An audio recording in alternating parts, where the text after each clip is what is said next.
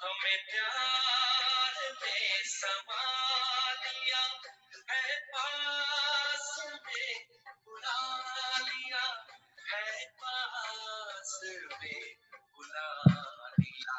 तेरे वतन की याद ने दुनिया को भुला दिया।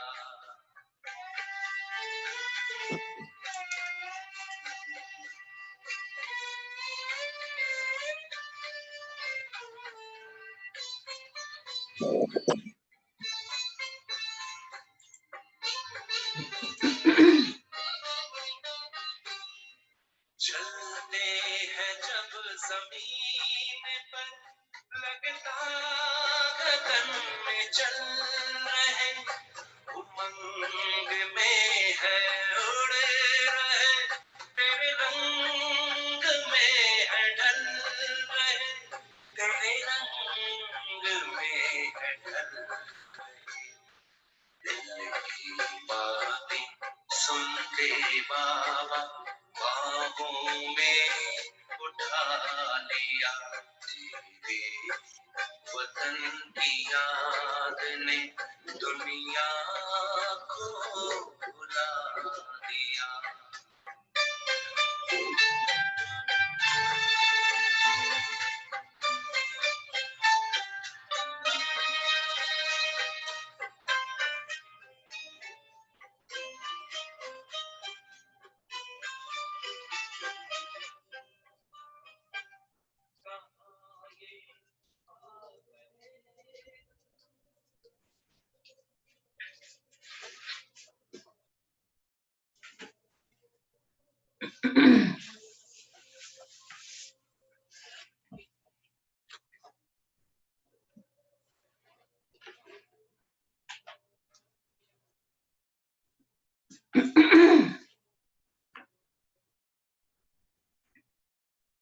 ओम शांति।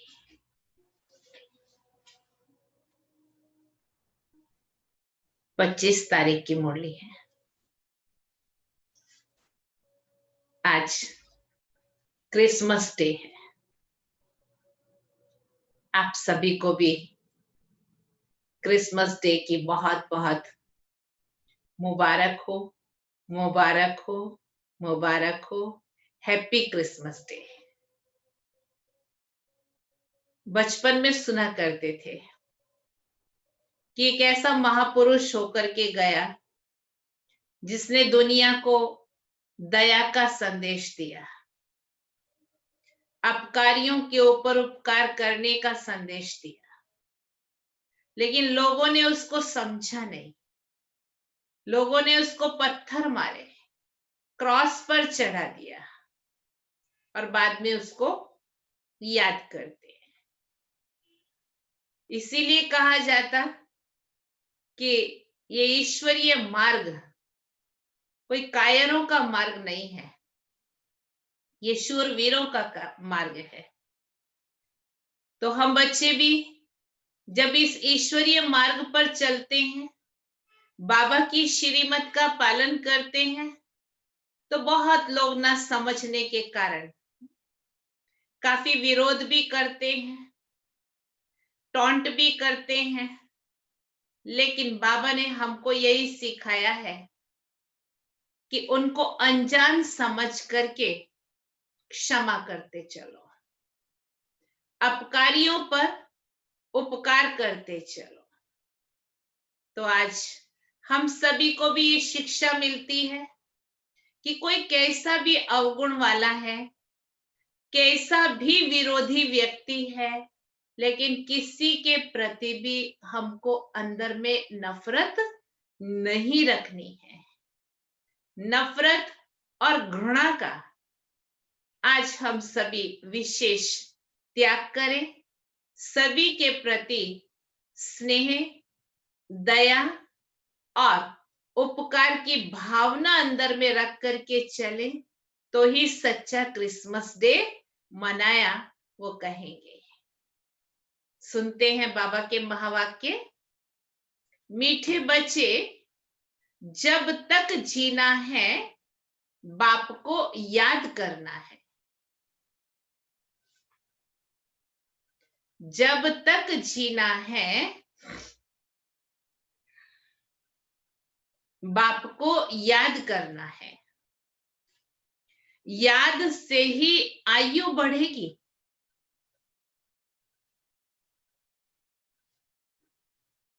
याद से ही आयु बढ़ेगी। पढ़ाई का तंत ही है, तंत माने सार, पढ़ाई का तंत ही है याद।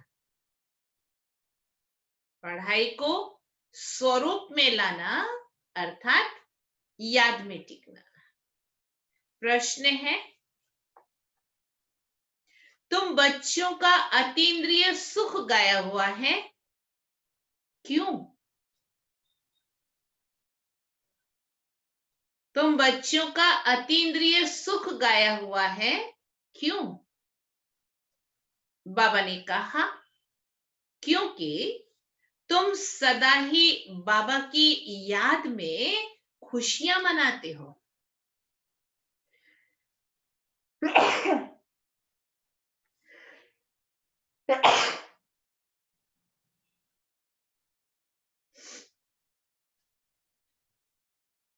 तुम सदा ही बाप की याद में खुशियां मनाते हो।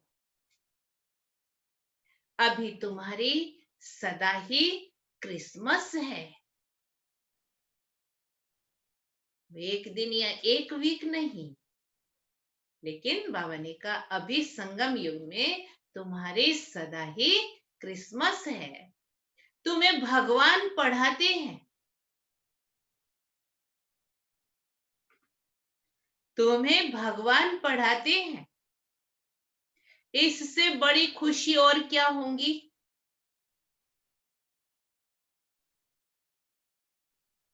इससे बड़ी खुशी और क्या होंगी? ये रोज की खुशी है। रोज रोज हम पढ़ाई पढ़ते हैं। अज्ञान नींद में सोए हुए थे और क्रिसमस फादर हमको खुशियों की सौगात लेकर के, नई दुनिया की सौगात लेकर के आया है। तो इससे बड़ी और क्या खुशी होंगी? ये रोज की खुशी है। इसीलिए तुम्हारा ही अतीन्द्रिय सुख गाया हुआ है। तुम्हारा ही अतीन्द्रिय सुख गाया हुआ है। गीत है, नयनहीन को राह दिखाओ प्रभु, दर दर ठोकर खाओ। ओम शांति। ज्ञान का तीसरा नेत्र देने वाला रूहानी बाप रूहानी बच्चों को समझाते। ज्ञान का तीसरा नेत्र सिवाय बाप के और कोई दे नहीं सकता। तो अभी बच्चों को ज्ञान का तीसरा नेत्र मिला है। अभी बाप ने समझाया है कि भक्ति मार्ग है ही अंधियारा मार्ग। जैसे रात में सोझरा नहीं होता है ना, तो मनुष्य धक्के खाते हैं, गाया भी जाता है ब्रह्मा की रात, ब्रह्मा का दिन। सतयुग में ये नहीं कहेंगे कि हमको राह बताओ, क्योंकि अभी तुमको राह मिल रही है। बाप आकर के मुक्ति धाम और जीवन मुक्ति धाम की राह बता रहे। अभी तुम पुरुषार्थ कर रहे हो, अभी जानते हो कि बाकी थोड़ा समय है, दुनिया तो बदलने वाली है। ये गीत भी बने हुए हैं, दुनिया बदलने वाली है। परंतु मनुष्य बेचारे जानते नहीं है कि दुनिया कब बदलनी है, कैसे बदलनी है, कौन बदलते हैं। क्योंकि तीसरा नेत्र ज्ञान का है ही नहीं। अभी तुम बच्चों को ये तीसरा नेत्र मिला है, जिससे तुम इस सृष्टि चक्र के आदि मध्य अंत को जान गए हो और यही तुम्हारी बुद्धि में ज्ञान की सैक्रिन है, ज्ञान की मिठास है, सैक्रिन है। जैसे थोड़ी सी सैक्रिन बहुत मीठी होती है, वैसे ज्ञान के 2 अक्षर मन मना भव मध्याजी भव, यही सबसे मीठी चीज है। बस बाप को याद करो। कब आते हैं और आकर के रास्ता बताते हैं। कहाँ का रास्ता बताते हैं? शांति धाम और सुख धाम का। तो बच्चों को खुशी होती है। दुनिया नहीं जानती कि खुशियां कब मनाई जाती है। खुशियां तो नई दुनिया में मनाई जाएंगी। ये तो बिल्कुल कॉमन बात है कि पुरानी दुनिया में खुशियां कहां से आई। पुरानी दुनिया में मनुष्य त्राही त्राही कर रहे हैं क्योंकि तमो प्रधान है। तमो प्रधान दुनिया में खुशियां कहां से आई? सत्य का ज्ञान तो कोई में है ही नहीं, इसीलिए बेचारे यहां ही खुशी मनाते रहते, अल्पकाल की खुशी मनाते रहते हैं। देखो क्रिसमस की खुशियां भी कितनी मनाते हैं। बाबा तो कहते हैं कि अगर खुशियों की बात पूछनी हो तो किससे पूछे?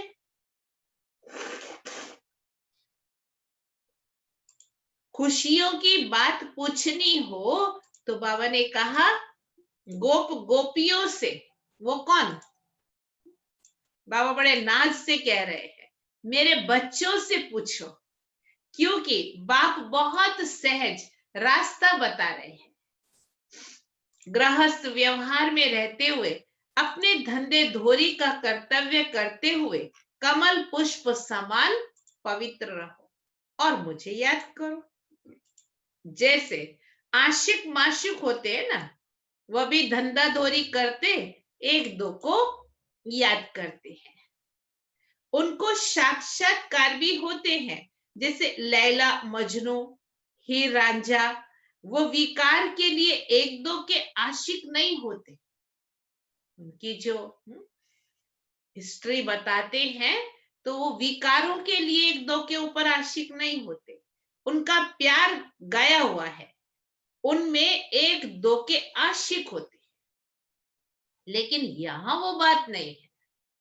ये तो देहधारी के ऊपर आशिक हुए, विकार के लिए नहीं भले, परंतु देह के ऊपर तो हुए ना।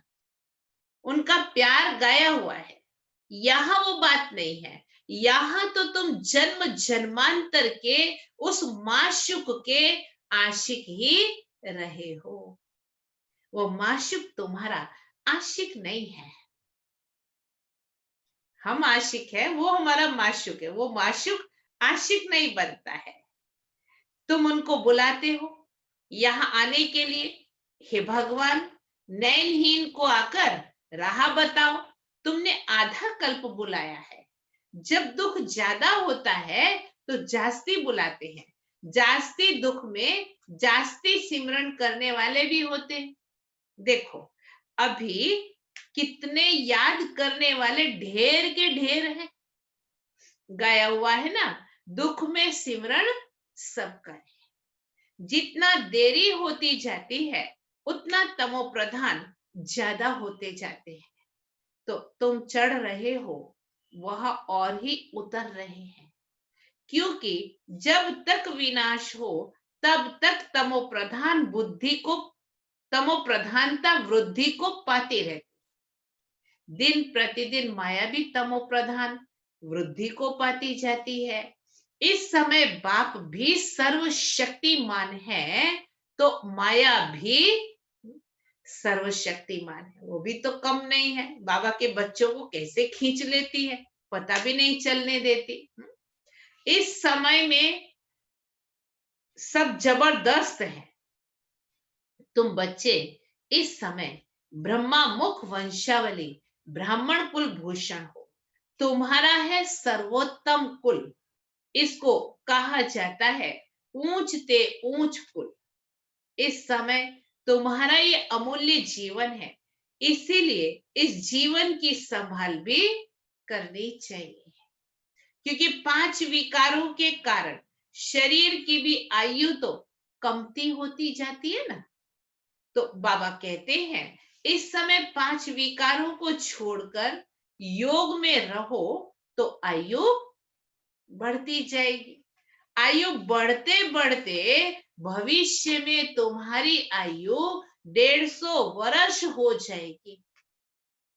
ये तो मिनिमम है 150 वर्ष एवरेज आयु, बाकी तो 200-250 वर्ष भी जीते होंगे, अभी नहीं। इसीलिए बाप कहते हैं कि शरीर की भी बहुत संभाल रखनी चाहिए, ममत्व भी ना हो और संभाल भी हो, दोनों बातें। नहीं तो कहते हैं कि ये शरीर काम का नहीं है, मिट्टी का है, पुतला है। अभी तुम बच्चों को समझ मिली है कि जब तक जीना है तो बाप को याद करना है। आत्मा बाप को याद करती है, क्यों? वर्षे के लिए। बाप कहते हैं तुम अपने को आत्मा समझ बाप को याद करो और दैवी गुण धारण करो तो तुम फिर ऐसे बन जाएंगे। तो बच्चों को पढ़ाई अच्छी तरह पढ़नी चाहिए, पढ़ाई में सुस्ती आदि नहीं करनी चाहिए, नहीं तो नापास हो जाएंगे, बहुत कम पद पाएंगे। पढ़ाई में भी मुख्य बात यह है जिसको तंत्र कहा जाता है कि बाप को याद करो। जब प्रदर्शनी में या सेंटर पर कोई आते हैं तो उनको पहले पहले समझाओ कि बाबा को याद करो, मतलब बाबा का पहले परिचय दो, क्योंकि वो ऊंचते ऊंच है तो ऊंचते ऊंच को ही याद करना चाहिए, उनसे कम को थोड़े याद करना चाहिए। कहते हैं ऊंचे ते ऊंचा भगवान, भगवान ही तो नई दुनिया की स्थापना करने वाले हैं। देखो बाप भी कहते हैं नई दुनिया की स्थापना मैं करता हूं, इसीलिए तुम मुझे याद करो तो तुम्हारे पाप कट जाए। तो ये पक्का याद कर लो, क्योंकि बाप पतित पावन है ना। वो यही कहते हैं कि जब तुम मुझे पतित पावन कहते हो तो तुम तमो प्रधान हो, बहुत पतित हो, अभी पावन बन। तो बाप आकर के बच्चों को समझाते हैं कि तुम्हारे अभी सुख के दिन आने वाले हैं, दुख के दिन पूरे हो रहे। पुकारते भी हो हे दुख हरता सुख दाता, तो जानते तो हो ना कि बरोबर सतयुग में सब सुखी ही सुखी हैं। तो बाप बच्चों को कहते हैं कि सभी शांति धाम और सुख धाम को याद करते रहो। ये है संगम युग, खिवैया तुमको पार ले जाता है। बाकी इसमें कोई खिवैया या नैया की बात नहीं है, ये तो महिमा कर देते हैं कि नैया मेरी पार लगाओ। अब एक की नैया तो पार नहीं लगानी है ना, सारी दुनिया की नैया को पार लगाना है। ये सारी दुनिया जैसे एक बहुत बड़ा जहाज है, इनको पार लगाते हैं। तुम बच्चों को तो बहुत खुशी मनानी चाहिए, क्योंकि तुम्हारे लिए सदैव खुशी है, सदैव क्रिसमस है। एक दिन नहीं, सदैव क्रिसमस है। जब से तुम बच्चों को बाप मिला है तुम्हारी क्रिसमस सदैव है, इसीलिए अतीन्द्रिय सुख गाया हुआ है। देखो वह सदैव खुश रहते हैं, क्यों? अरे बेहद का बाप मिला है, वो हमको पढ़ा रहे हैं, तो ये रोज की खुशी होनी चाहिए। स्मृति रहेगी तो खुशी रहेगी। बेहद का बाप पढ़ा रहे हैं, वह कभी कोई ने सुना कि बेहद का बाप माना भगवान आकर के पढ़ाते हैं? कभी कोई ने सुना?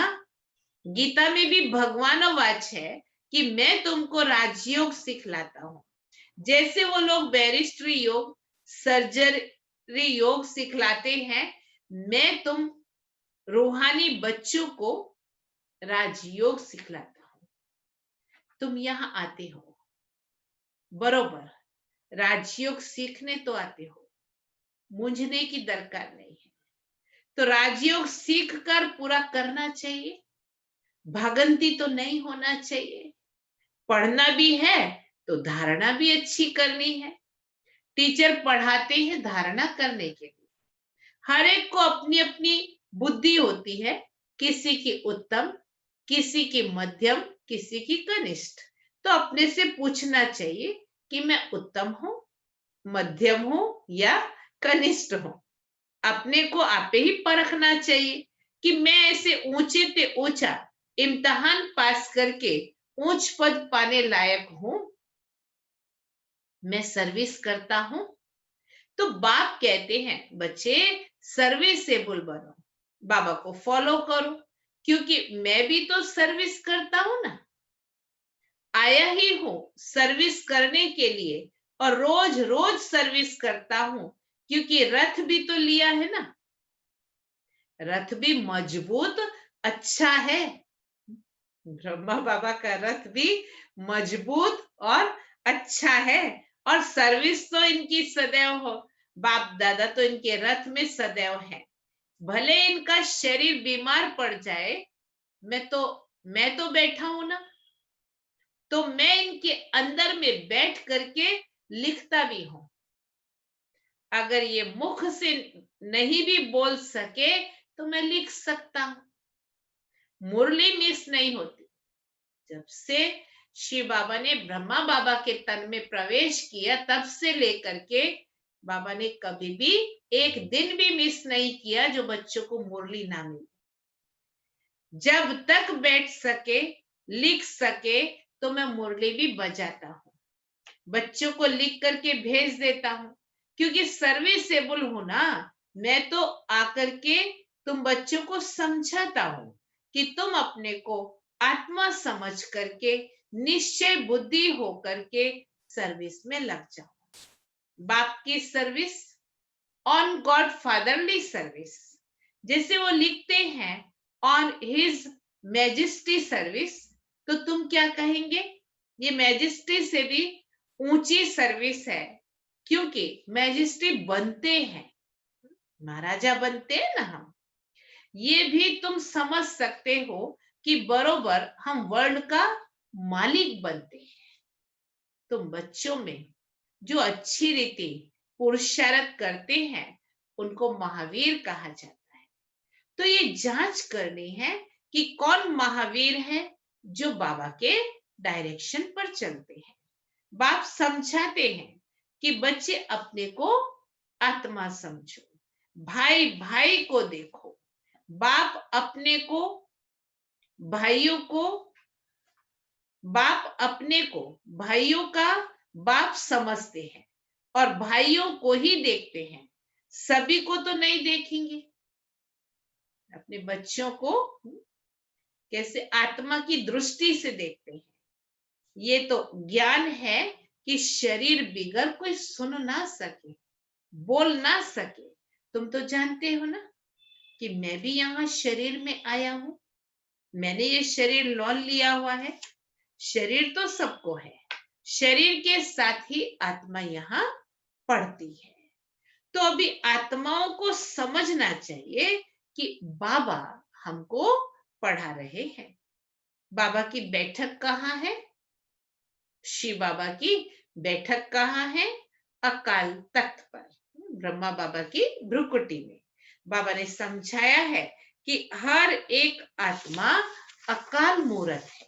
आत्मा को काल नहीं खाता है, वो कभी विनाश नहीं होती है, कभी भी जलती कटती डूबती नहीं है, छोटी बड़ी नहीं होती है, शरीर छोटा बड़ा होता है। तो दुनिया में जो भी मनुष्य मात्र हैं, उनमें जो आत्माएं हैं, उनका तख्त ये भ्रुकुटी है। शरीर भिन्न भिन्न है। किसी का अकाल तख्त पुरुष का है, किसी का स्त्री का है, किसी का बच्चे का है। तो जब भी किसी से बात करो तो यही समझो कि हम आत्मा है, अपने भाई से बात करते हैं। बाप का पैगाम देते हैं कि शिव बाबा को याद करो तो ये जो जंग लगी हुई है वो निकल जाएगी। जैसे सोने में अलाई पड़ती है तो वैल्यू कम हो जाती है, तो तुम्हारी भी वैल्यू कम हो गई है, अभी बिल्कुल ही वैल्यू लेस हो गए। इसको दिवाला कहा जाता है। भारत कितना धनवान था, अभी कर्जा उठाते रहते हैं, वर्ल्ड बैंक से लोन लेते रहते हैं।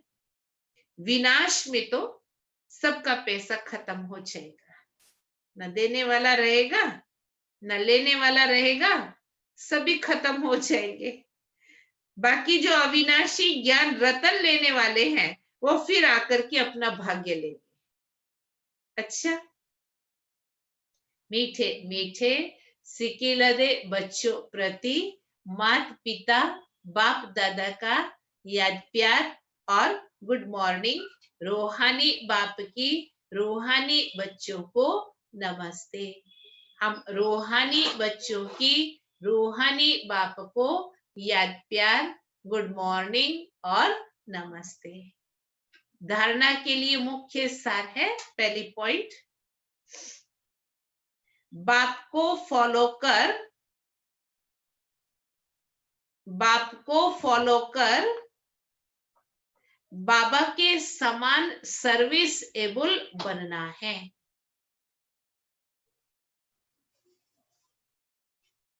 बाबा के समान सर्विस एबल बनना है।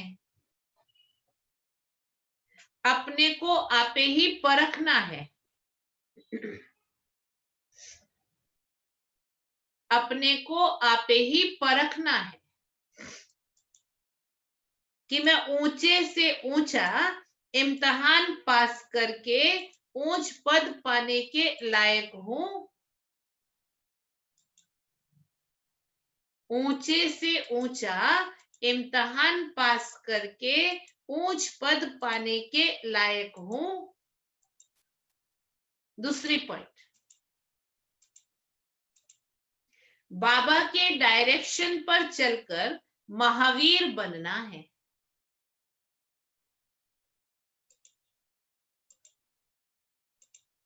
बाबा के डायरेक्शन पर चलकर महावीर बनना है। जैसे बाबा आत्माओं को देखते हैं, जैसे बाबा आत्माओं को देखते हैं, आत्माओं को पढ़ाते हैं,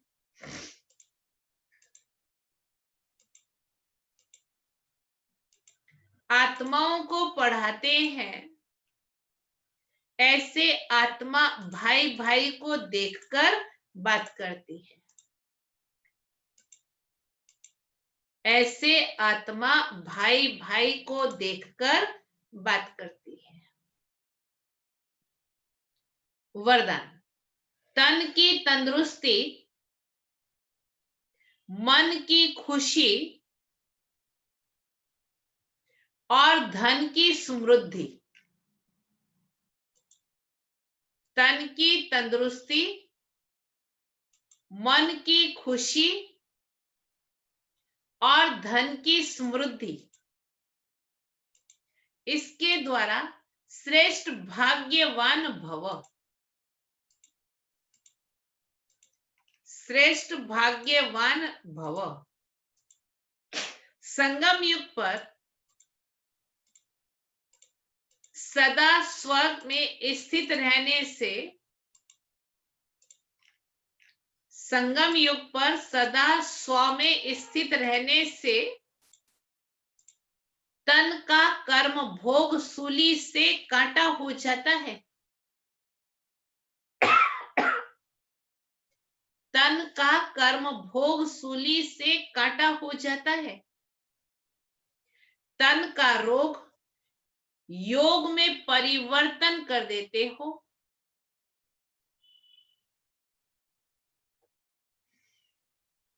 तन का रोग योग में परिवर्तन कर देते हो।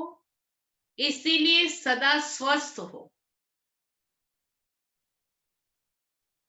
इसीलिए सदा स्वस्थ हो। मन मना भाव होने के कारण, मन मना भाव होने के कारण खुशियों की खान से सदा संपन्न हो, खुशियों की खान से सदा संपन्न हो। इसीलिए मन की खुशी भी प्राप्त है, इसीलिए मन की खुशी भी प्राप्त है। और ज्ञान धन सब धनों से श्रेष्ठ है, ज्ञान धन सब धनों से श्रेष्ठ है। ज्ञान धन वालों की प्रकृति स्वतः दासी बन जाती है, ज्ञान धन वालों की प्रकृति सदा ही दासी बन जाती है। और सर्व संबंध भी एक के साथ हैं, सर्व संबंध भी एक के साथ हैं। संपर्क भी होली हंसों से है, संपर्क भी होली हंसों से है। इसीलिए श्रेष्ठ भाग्यवान का वरदान स्वतः प्राप्त है, इसीलिए श्रेष्ठ भाग्यवान का वरदान स्वतः ही प्राप्त है। स्लोगन, याद और सेवा दोनों का बैलेंस ही डबल लॉक है, याद और सेवा दोनों का बैलेंस ही डबल लॉक है। आज का सोमान है, मैं ज्ञानवान हूं, मैं ज्ञानवान हूं। कल के लिए है, मैं पुण्य आत्मा हूं, मैं पुण्य आत्मा हूं। गुलजार दादी जी का क्लास है।